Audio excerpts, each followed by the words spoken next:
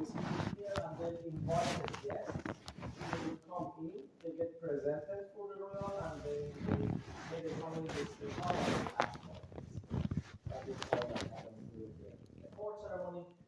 It's not held in Norway anymore, but we still have court ceremonies. I mean, there are still court ceremonies in Denmark, for example. The king in Denmark, he holds a court ceremony for 3 days every year. But yeah, one of the first times a court ceremony was held here was in the year 1814. It was then held by the Danish Prince Christian Frederick. So the king was in Denmark, as said back in the days, and then this prince was a regent in this area, a kind of minister, we can say. He also held a court ceremony here, which actually he found quite boring. You can read it in his diaries. He is written that, yeah, he found it boring. But something more important actually happened in this room. So this prince, he had his own ambitions. And he held a speech in this room in the year 1814 and declared for the first time that he wanted to fight for the Norwegian independence and he wanted Norway to write its own constitution. And it actually happened. So in the year 1814, the Danish rule of Norway was ended in the aftermath of Napoleonic Wars. After that, Norway actually became an independent nation for a few months. During those months, they wrote the constitution, and then this prince was the king. But in the end of the year, something else happened. Then Norway was again forced to join another union, this time with Sweden. It was a more equal situation. So all of that, so probably the most eventful year of the Norwegian history, 1814. Starting with the Danish rule of Norway, then we have independence and constitution, and at the end of the year, union with Sweden. Part of that story stems from this room, by the speech given by the Danish prince. Yeah. And around the room itself, we have some interesting objects. We have this nice version from the 1700s in Rococo style. It's actually the best kept one of its type from that time, from the 1700s. And we also have the floor, which is quite interesting. It's wooden, but it's painted. So these tiles, they actually don't exist. Yeah. This is a special type of floor, which kind of a style which existed in the 1800s. So they would paint wooden floors to look like something else. And we have a few of them as well. This is the 1847.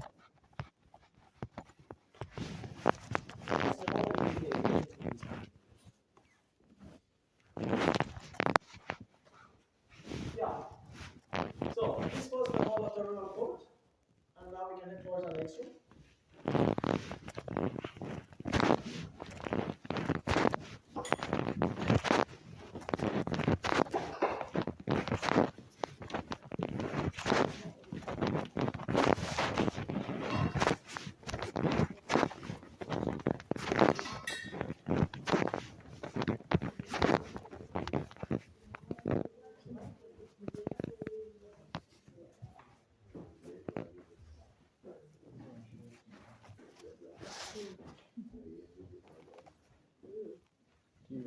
Yeah, this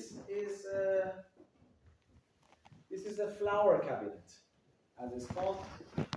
The name comes from flower paintings that you see around the room, but it actually had the name of the yellow cabinet for about 100 years. It's not so yellow anymore, but it was. So these paintings, these are from the 1700s, from Mrs. Schuller's time.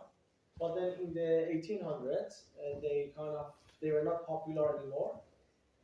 So they flipped them in the 1800s. They just flipped them. They flipped them off, and then on the other side is all yellow.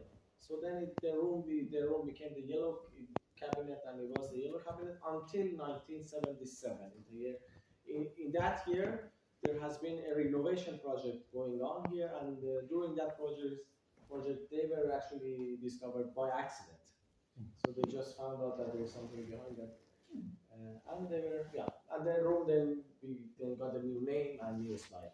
So this is one of the examples of Steve Square being a kind of a living building. It's not, we are finding new things here, sometimes, and also the royal family, because they have the right to live here and use the building, they also have the right to change things.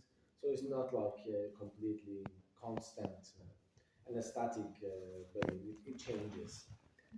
And that's one example of that. Is it painted on canvas or silk? It is painted on, Oh, wood.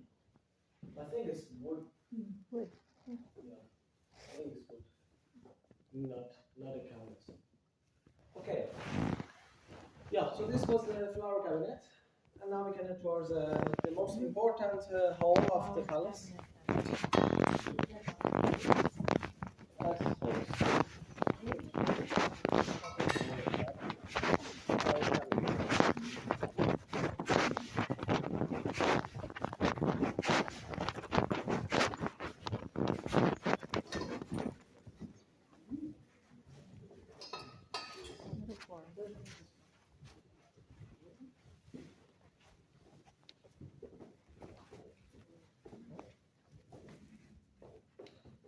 So, this is the throne room, the most important hall of the palace.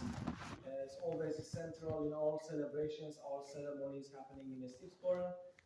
And it's also from this room that the royal family enters the palace, so from that room. Then there is an official occasion. Yeah. We have some paintings from the Norwegian royal history on the walls. This is King Carl Johan, who was actually French.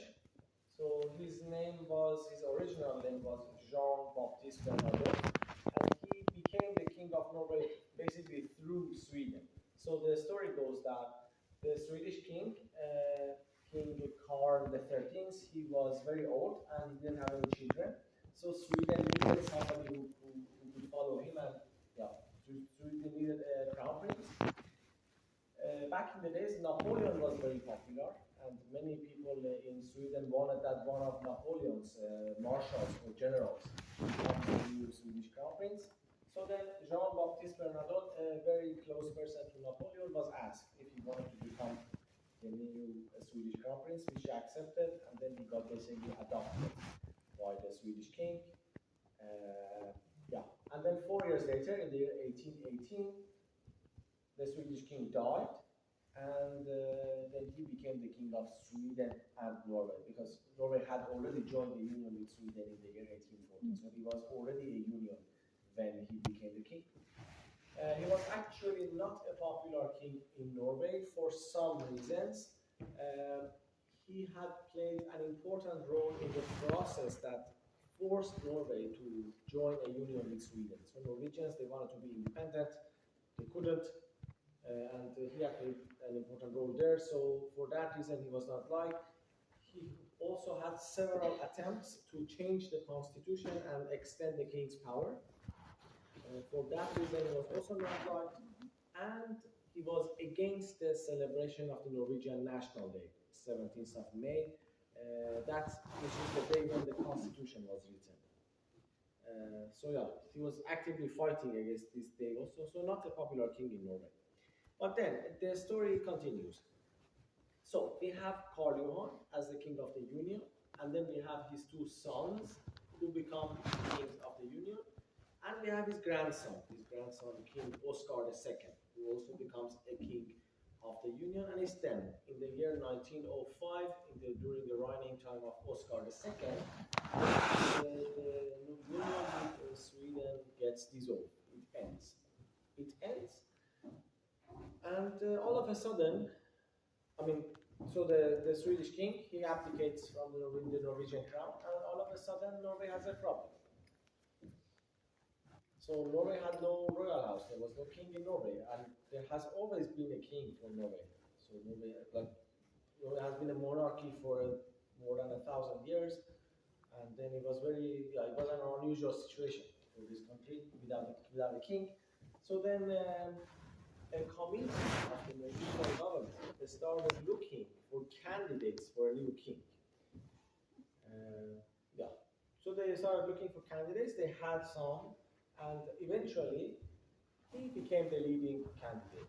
He was Prince Carl of Denmark. Prince Carl, he had military experience, and he was also married to the British princess,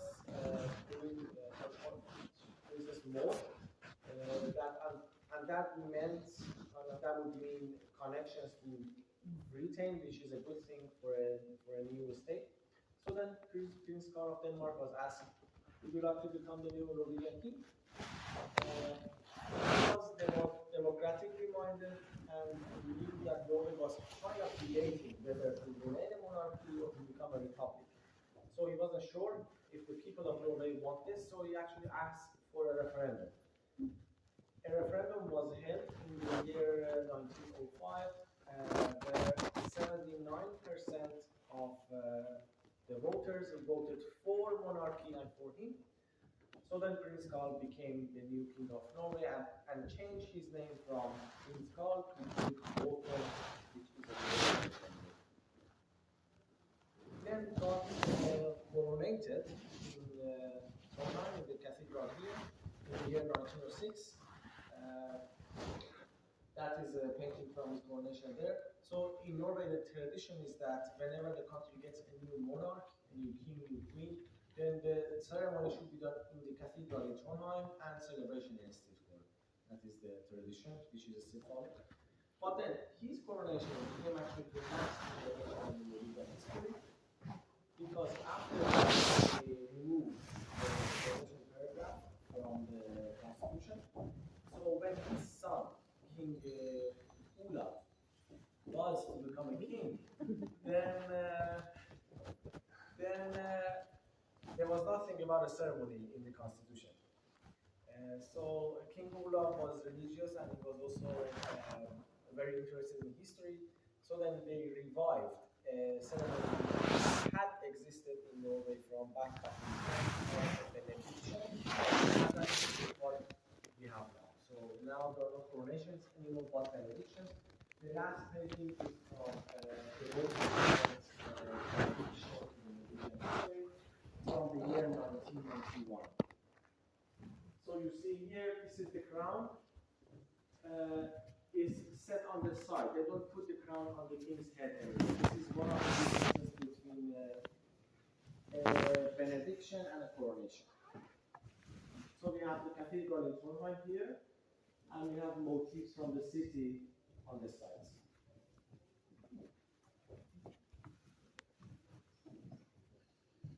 So, this was the throne room and some parts of the history. And now we can head towards the next one.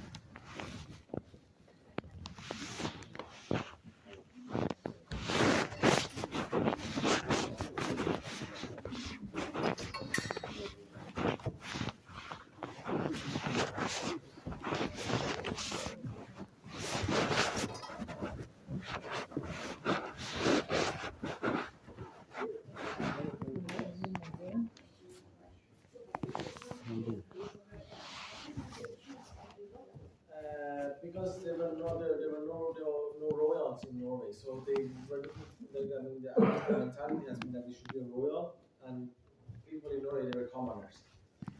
So yeah, no aristocrats in Norway basically. Yes. So I think we can make a space a little bit so that we can do this argument. And then you can guess the name here.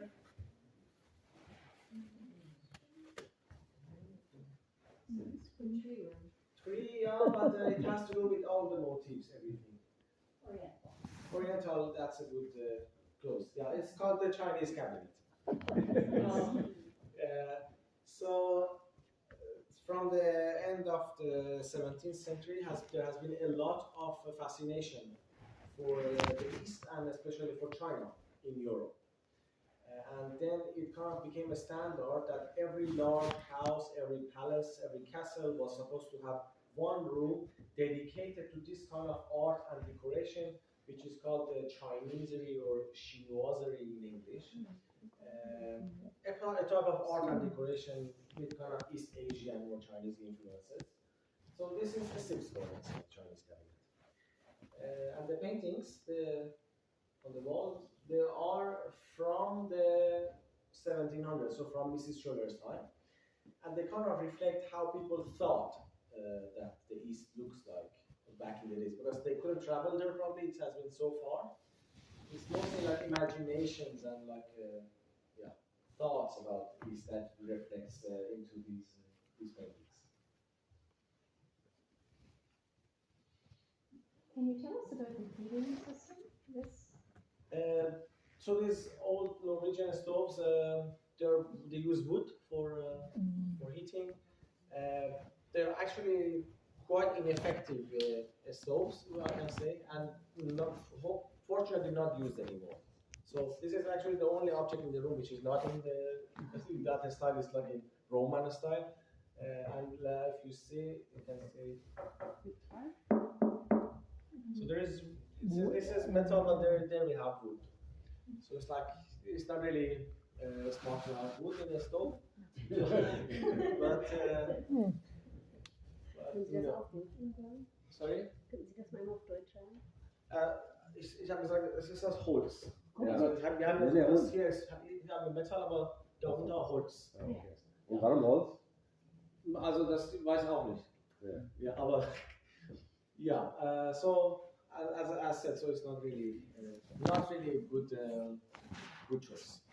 You would say. But today we have like normal electrical heating here. We don't use this. But we can head to our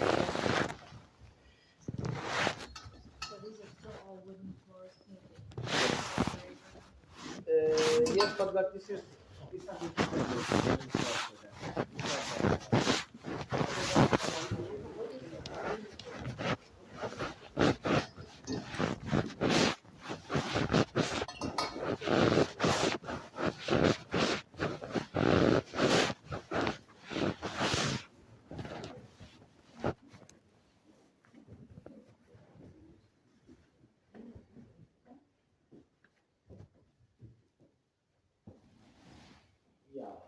So this is the dining room, as you see, but it's also called the Hall of Perspectives.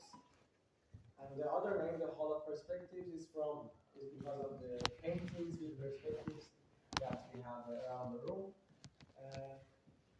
The one there, that is the ancient city of Palmyra in Syria. Unfortunately, it doesn't look like that anymore. And then we have Venice, London, Venice, and London again. Venedig, yeah, Venedig, London.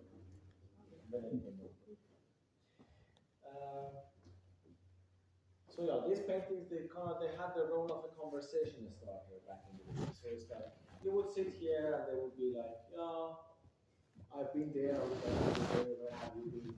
Such a function there. And also combined with the mirrors, they kind of give the illusion of a bigger room. That's also another function that they have. And you know, back in the days, it's been like after a long dinner, there has been different activities for women and men. Yeah, the old dorms. So then the women would probably sit in one of the smaller rooms on that side and drink some tea. The men would head towards the next room and have some cigars maybe or drink some strong drink. That's been like a historical norm. But yeah, today is a different level. So, and it was one of the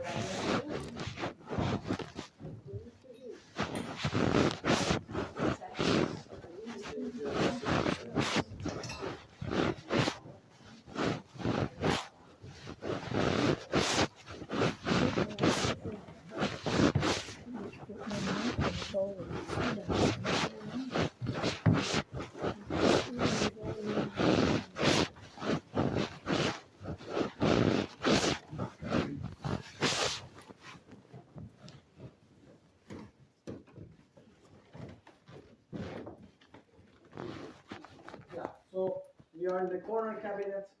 As said, it has had the function of being a room for smaller gatherings around dinners and parties.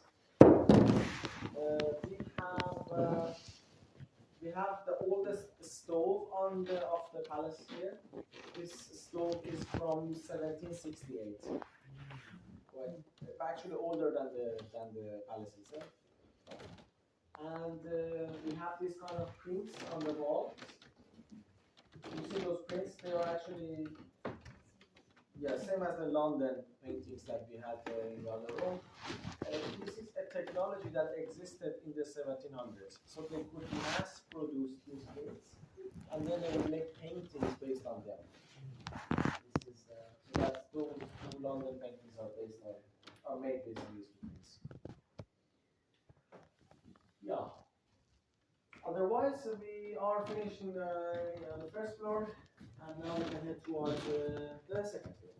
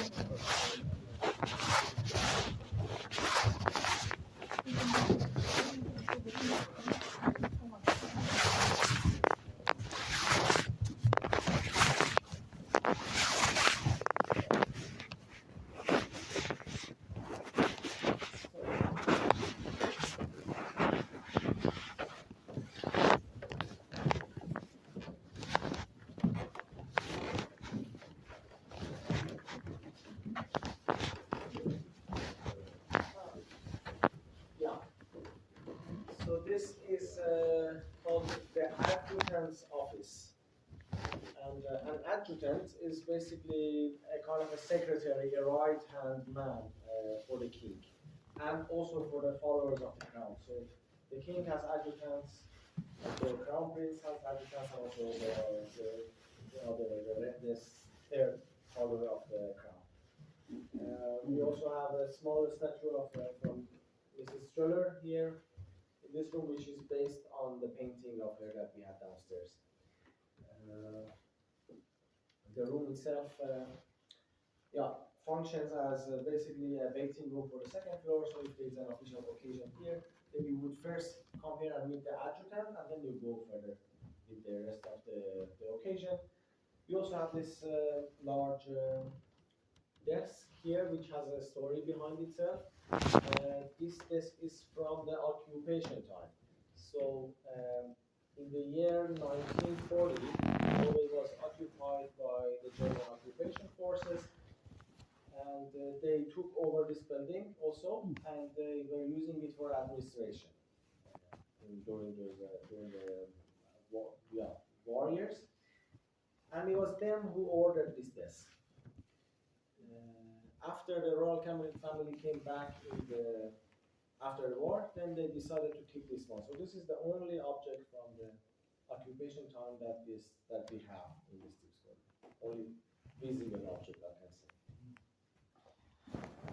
So this was the adjutant's office, and now we can head towards the hall of the royal audience.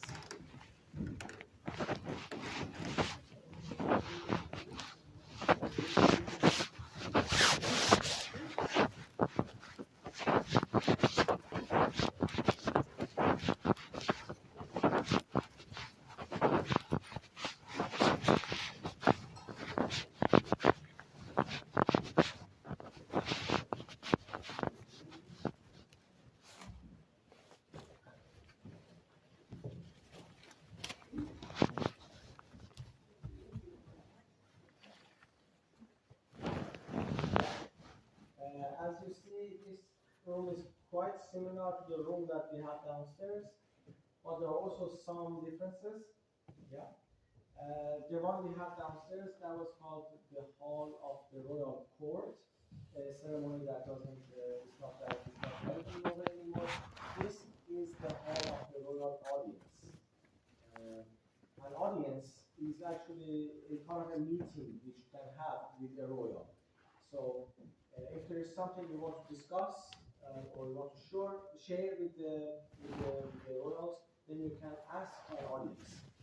And if it gets accepted, then it will be held in such a room, in an audience hall. So the royals will sit there, and you will sit here, and you will have your matter with them. Audiences still take place in Norway, so everybody can have the right to ask for an audience, and then it also happens that also normal people, not politicians or people of that kind, get audiences. It's kind of a serious or a more serious occasion than a court ceremony, an audience, because of this it's a serious meeting. And that kind of reflects a little bit into the atmosphere of the room. The atmosphere here is a bit more serious than downstairs. You have like kind of darker colors and like kind of simpler, especially for example if you look at the ceiling, much simpler than the one we have downstairs, yeah? This is a much simpler one than the one downstairs. There's also a historical reason behind this. Why this is simpler than the one downstairs? The reason is, back in the days, in the 1700s, they wanted to show off with their money, with their wealth. And then it would make more sense to use more money downstairs, because those rooms are visible from the street. So when people are walking, they see those rooms, they don't see these. So that has been the thought behind it.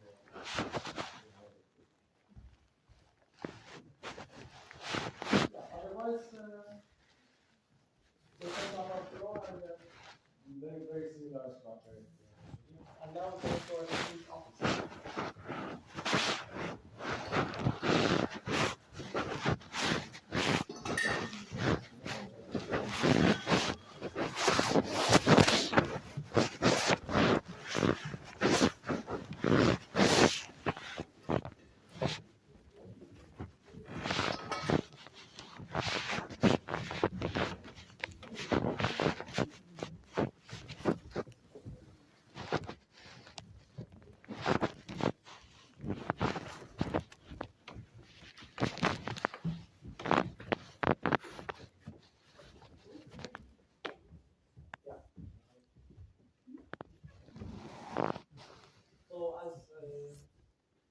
This is the king's office.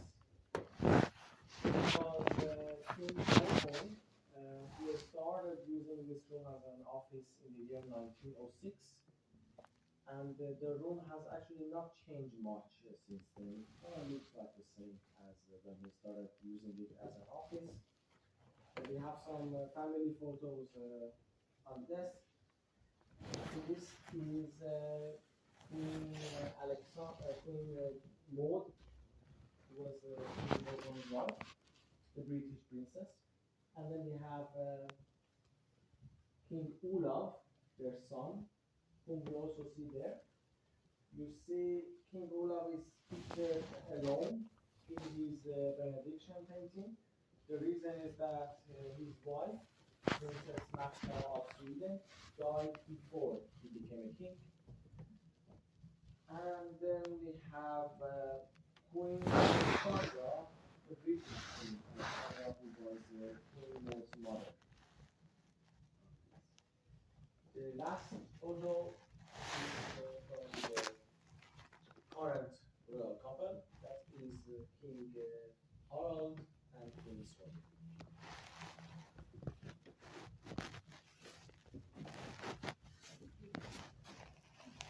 So, I hope everybody knows what this is. It's not guaranteed that, that everybody knows that this is a phone. But yeah, this is a phone. This is one of the oldest phones in Norway from the year 1894, actually. And you know how many places you could call with this phone? 1, 2. So there are 2 buttons here. Number 1 and number 2. Yeah. With number 1 would call the palace in Oslo, and number 2 would call the palace in Stockholm. Oh. So this is basically from the Union time. Then they have to talk to both palaces, Oslo and Stockholm.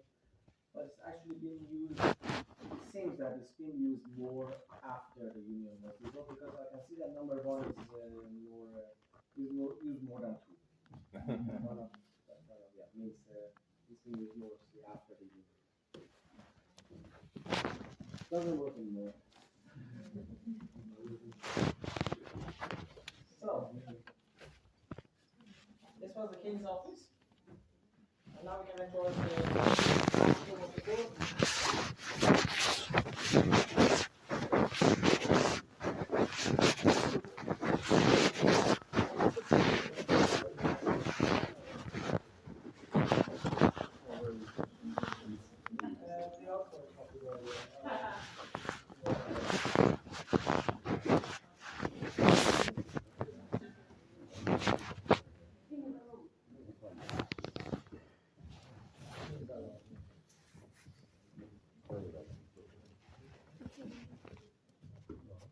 So, I don't know if you have seen a room in such a color somewhere else in other castles or palaces. Maybe? Okay. Yeah, so you find it here and there. So, for example, in Buckingham Palace in Britain, there actually the throne room, the main room is all green. Maybe a bit darker, but this palace in Austria, in Vienna. Yeah. There you have 3 pink rooms. But red you find most. So it's been kind of popular in European and especially in British palaces or castles to have 1 room in such a color, in pink or red. And so this was kind of following that English motif, you can say. We also have another English motif in this room, which is this open fireplace. And the Norwegian fireplaces, the old ones, they look like that. This is very British style.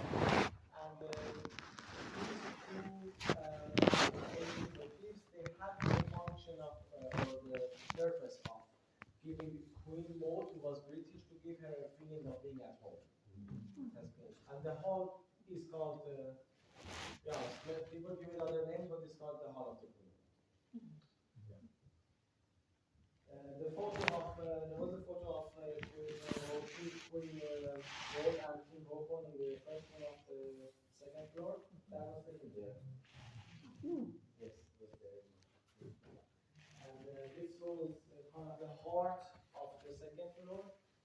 And there is like stairs, and then after the 6th floor, then on the 2nd floor it should be mostly here. But it's also not without problems to hold parties in such a palace, because it's not really a practical building. This is a very old building from the 1700s, a wooden building. It's actually the largest. Wouldn't they have these things vibrate? We were in the throne room downstairs and people were watching if the chandelier was going to fall. And this has, this has also been like that. So, for example, in 2002, there has been a wedding here. And when we did that wedding, we had to have a limit on the number of people in this room because there was dancing here. And they also had to have people taking care of the chandeliers so that they don't fall off because it really gets scary.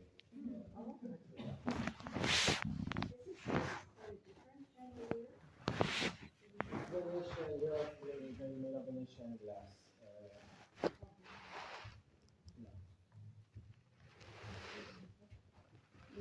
No. But they're also downstairs, so it's like if people are dancing here, then everything downstairs is also. I would say like it's nice that it's kind of kept and used, but this I think it's used kind of. If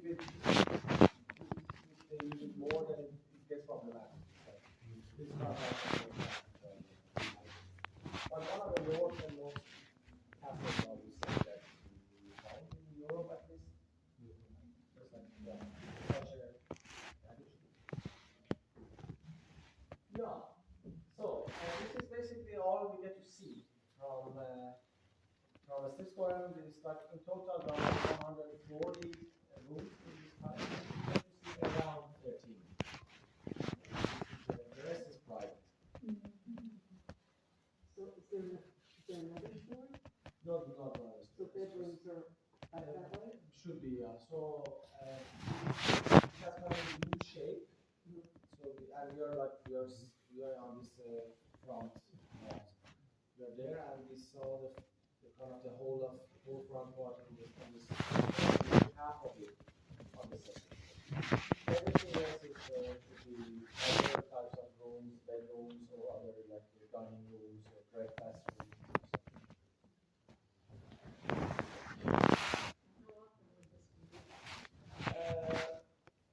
So it can also happen that they use the palette but out of music what I have it might happen that a member of the royal family is here and there's some occasion.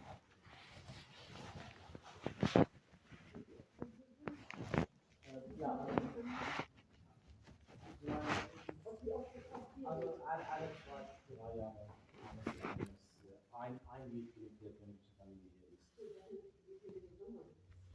Ja, also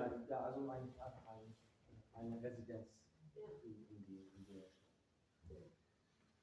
Yeah. So, then I thank you for your attention. Thank you. And I hope you had a nice experience.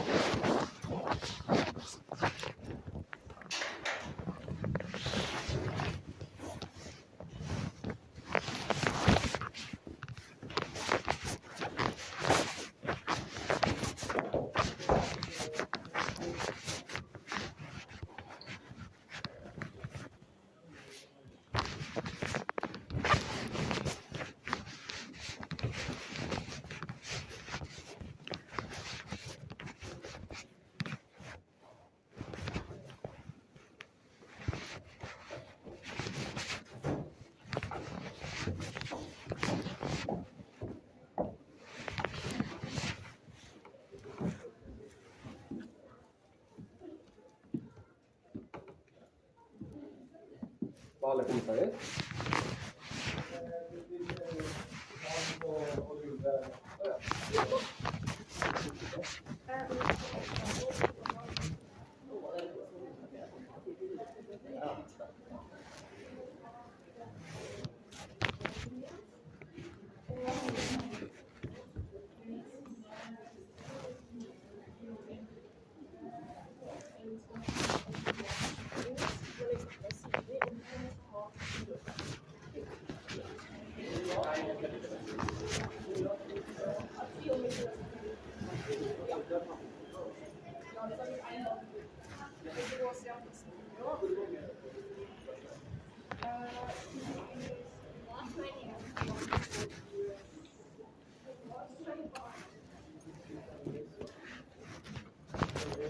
Do we gather out here? Or in Yeah, there? there's, yeah, thank you.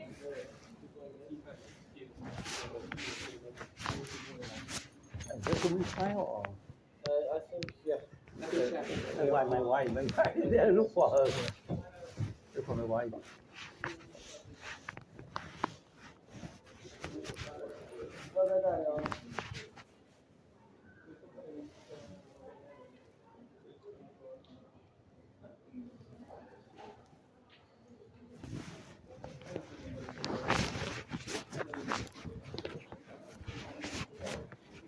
This is the official royal residence.